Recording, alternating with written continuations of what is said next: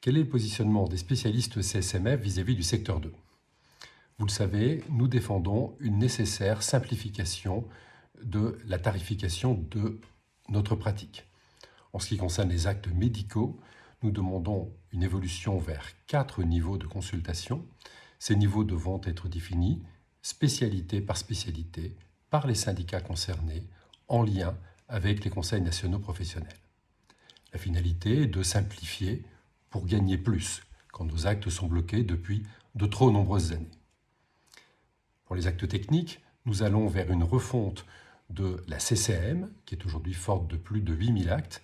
Nous accompagnerons cette réforme qui doit nécessairement prendre en charge des retards tarifaires très importants. Je pense entre autres au point travail qui est gelé depuis 2004.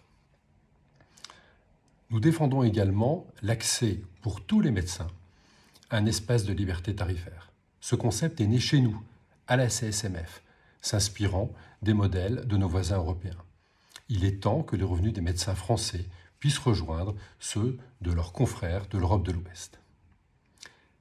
Quel est notre positionnement précis sur le secteur 2? Le secteur 2 est un secteur nécessaire. C'est un secteur conventionnel. C'est un secteur qui est important pour certaines spécialités médicales et chirurgicales. Les conditions d'accès au secteur 2 doivent être garanties et nous resterons très vigilants en ce qui concerne ces conditions d'accès et la réforme du 3e cycle des études médicales. Mais les médecins de secteur 2 doivent pouvoir bénéficier des mêmes avancées et des mêmes tarifs opposables.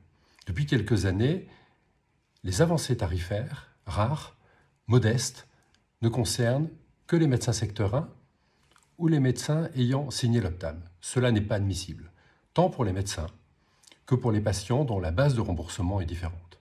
Donc pour nous, les choses sont claires. Le secteur 2 est un secteur qui doit être maintenu.